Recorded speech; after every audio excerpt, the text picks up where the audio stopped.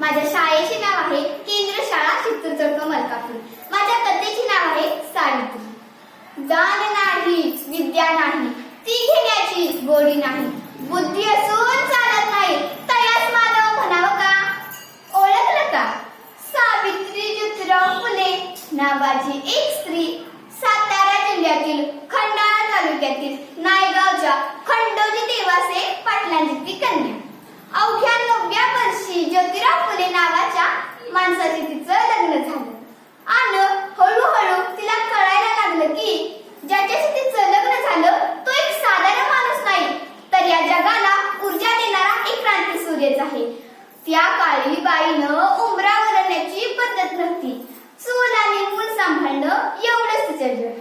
स्त्री पुरुष उच्च नीच असा लय भेदभाव होता, पण या साऱ्यावर एकच उपाय होता, ते म्हणजे शिक्षण.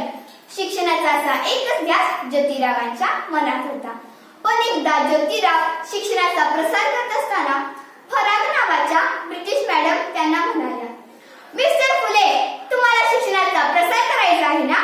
So educated woman first, because if a woman educated, whole house educated. पण तुम्ही माणसं उमरला घराच्या बाहेरच पडू देत नाहीत. So bad मिस्टर फुले. झालं. ज्योतिबा आले ते सावित्रीकडे पाटी पेन्सिल घेऊनच आणि म्हणाले, सावित्री, आजपासून मी आज तुला शिकविणार. सुरू झाला सावित्रीचा अभ्यास. काना, मात्रा, वेलांटी, आकार, उकार, बेद के बेद, बेदुनी 4, बेद त्रिक 6 हा सावित्रीचा अभ्यास. ती लिहिण्या वाचण्याबरोबर काव्य सुद्धा रचू लागली. अनशातच 1 जानेवारी, होय शनिवारी 1 जानेवारी 1848 ला पुण्यातील भिडेवाड्यात दोघांनी पहिली शाळा सुरू केली आणि सावित्री पहिली शिक्षिका आणि मुख्याध्यापिका सुद्धा झाली. शेळपाण्यासारखा जगला तर काम तमाम होईल, पण वाघासारखा जगला तर नाव होईल. पण समाजात मात्र धर्म बुडाला म्हणून कोल्हेबळी सुरू होती. अहो, एखाद्या सर्वसामान्य माणसानं शिक्षण घेतलं, यात कोणता धर्म पडतो?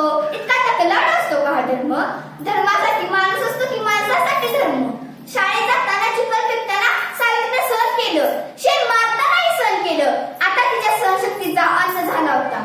एकदा एक पातळ बुद्धिमान तिच्या समोर येऊन म्हणतो कसा, आगे टवळे, कुठे निघालीस? आधी आमच्या पोरी बाईंना शिकवणं बंद कर. अगं, तुला तुझ्या आबरू प्यारी आहे का ते शिक्षण?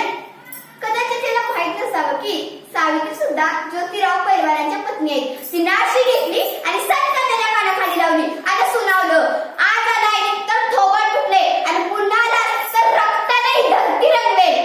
बघता बघता त्यांच्या अनेक शाळा झाल्या, कारण आनंद होता तो आयाबाया शिकण्याचा. म्हणून सावित्री आणि ज्योतिबा म्हणतात, विद्येविना मती गेली, विद्येविना मती गेली, मती विना नीती गेली, नीती विना गती गेली, गती विना शस्त्र घातले आणि एवढ्या नत एका अविद्येने केले. म्हणून आयाबायासह समाज शिकला पाहिजे असं सावित्रीस वाटते. स्त्री कोणत्याही जाती धर्माची असो, ती नेहमीच बळी पडत आलेली आहे. नवरा मेला तर सती जाणारा नव्हे, सती घालविणाऱ्या समाजाचा स्त्रीवर हा केवढा अन्याय. त्या दोघांनी विधवा महिला काशीबाई हिच्या मुलाला म्हणजे यशवंताला दत्तक घेतलं, त्याला वाढवलं, मोठं केलं, डॉक्टरही बनवलं. अशातच प्लेगच्या साथीनं काटेत गाठी घेऊन लोक धडाधडा करत होते. यशवंताला सावित्रीनं हॉस्पिटल उभारावयास सांगून सावित्रीनं रुग्णांची देखभाल व उपचार सुरू केला.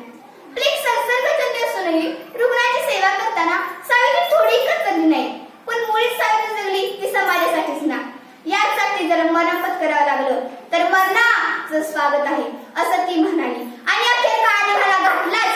अहो, कर्तृत्ववान समाजसेवेचं व्रत घेतली सावित्री. सावित्री बाई झाली, सावित्री माई झाली. अनशातच रुग्णांच्या सेवेत कार्य करत असताना सावित्रीने अखेरचा श्वास सोडला. सावित्रीचा वसा घेतलेला आपण स्त्रियांनी शिक्षणाचा वारसा तेवत ठेवूया आणि सकल समाजात प्रकाशित करूया. हेच खरं. धन्यवाद.